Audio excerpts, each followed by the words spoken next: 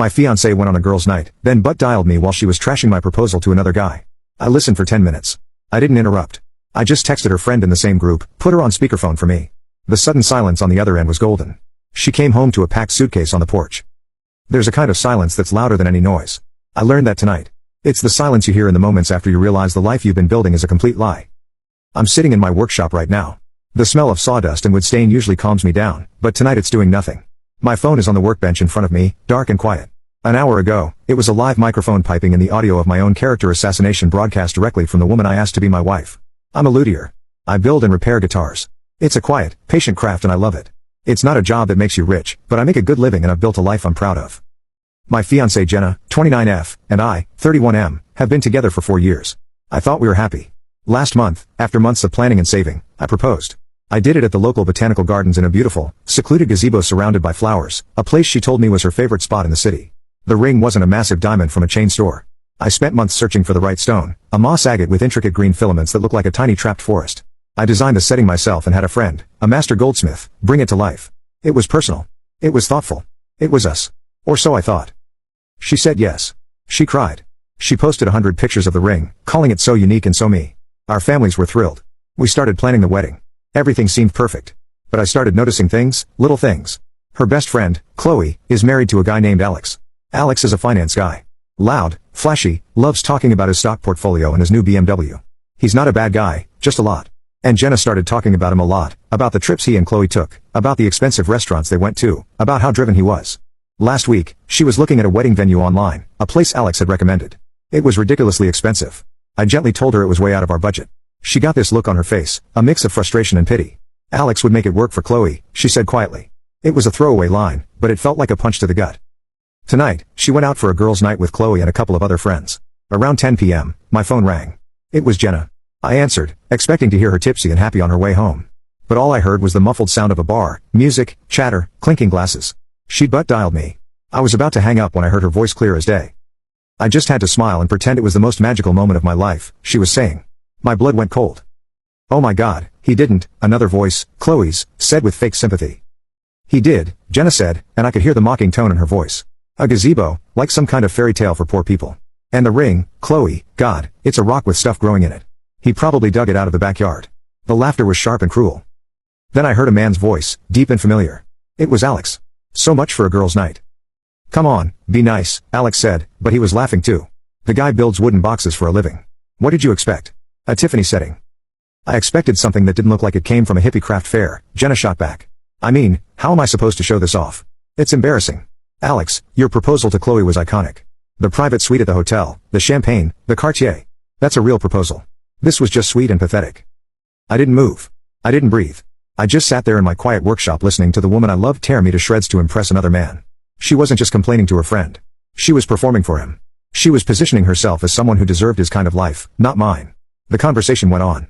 For 10 minutes, I listened as she mocked my job, my house, my car, my life. Every word was a tiny, sharp blade. Hey guys, real quick, I hope you're enjoying the story.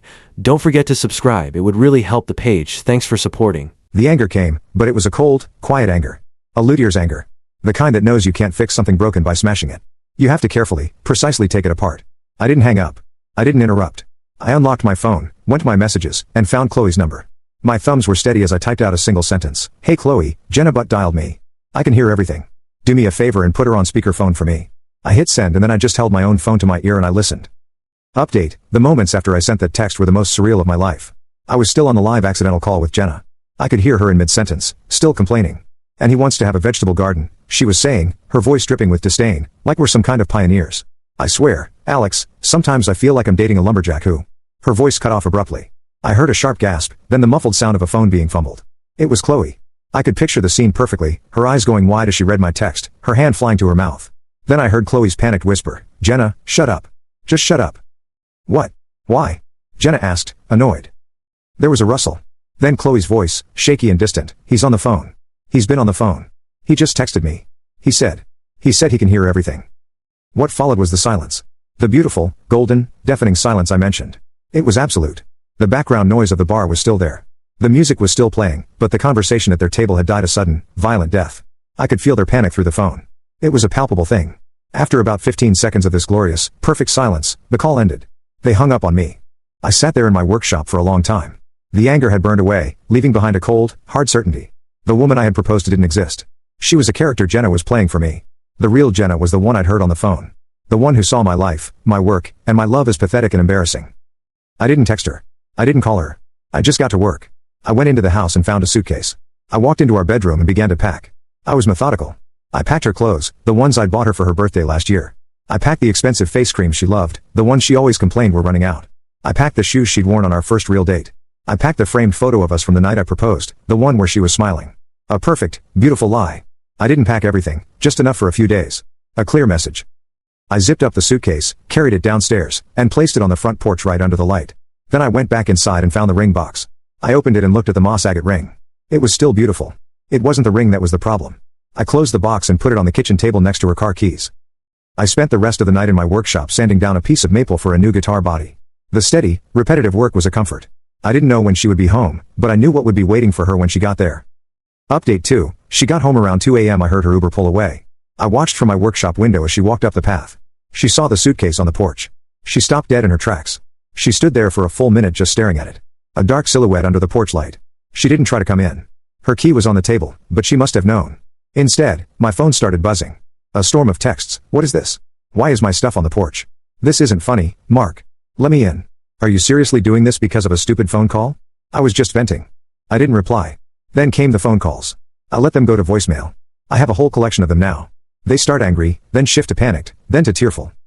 The next morning, Chloe called me. Her voice was cautious. Mark, Jenna is a mess. She's at my place. I think you're really overreacting here. People say stupid things when they're drinking. Was Alex drinking when he called me a lumberjack who builds wooden boxes? I asked quietly. Silence. Was Jenna drinking when she said my proposal was for poor people? I continued. Was she drinking when she called the ring I designed for her pathetic? Because it didn't sound like venting, Chloe. It sounded like her real voice, the one she uses when I'm not around. She loves you, Chloe insisted. But her voice lacked conviction. No, she doesn't, I said. She loves the idea of being engaged. She loves the idea of a wedding, but she doesn't respect me. And love without respect is just decoration. You were there. You heard her. You tell me, Chloe. If you heard Alex talking about you like that, what would you do? She didn't have an answer. I told her that Jenna could arrange a time to come get the rest of her things, but that she was not to come alone. She chose to come with Alex. A bold move. They showed up on Saturday afternoon. Alex, trying to project an air of authority, started with, "Look, man. I think we all just got off on the wrong foot." I cut him off. "You and I are not on any foot, Alex. You are here to help her move boxes. That's it. Don't speak to me." He was taken aback, but he shut up. I stood in the doorway while they made trip after trip, loading her life into the back of his BMW. Jenna tried to talk to me, tried to cry, tried to apologize. I just stood there silent, shaking my head. As they were loading the last box, she turned to me. Her face streaked with tears. "It was just one night. You're throwing away 4 years over one stupid night." "No, Jenna," I said, and my voice was calm and final. "I'm throwing away one night of lies to save myself from a lifetime of them. That phone call was a gift. It let me see the truth. You don't want me. You want to be Chloe. You want his life, not ours." I pointed at Alex. "Go be with the man you respect. This house is for someone who respects the man who built it." I closed the door, leaving them standing on my lawn. It was finally, truly quiet.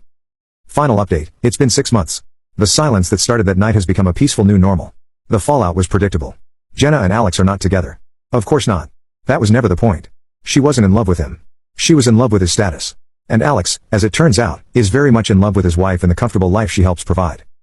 Chloe, the friend who put her on speakerphone, apparently felt so guilty and caught in the middle that she distanced herself from Jenna. The friend group fractured. Jenna, from what I've heard through the grapevine, is living in a small apartment across town. She tried to spin a story about me being a controlling, jealous monster, but it didn't stick. Too many people knew about the girls' night that included Alex. Too many people had heard her complain about my job and my life. The truth had too many witnesses.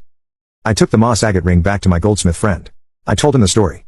He took the stone out of its setting, melted down the gold, and we redesigned it. It's a simple, elegant signet ring now with a tiny, detailed engraving of a guitar on its face. It's just for me. A reminder that the value of something isn't in its price tag, but in the honesty of its craft. Last month, a woman came into my shop. She had an old, battered acoustic guitar that had belonged to her grandfather. She wanted to see if it could be restored. We spent an hour talking about the wood, the sound, the history. She didn't ask me what I did for a living. She was watching me do it. She didn't care what kind of car I drove. She just loved the passion I had for my work. Her name is Sarah. We've been out a few times. It's slow. It's quiet. And it's honest. The butt dial wasn't a curse. It was a gift. It was a backstage pass to the real show. Jenna was right. She was performing. She just didn't realize the person she was trying to fool was herself. I didn't need to yell or scream or get revenge in some grand way. All I had to do was listen. And then I just had to make sure she knew I was listening. The silence did the rest.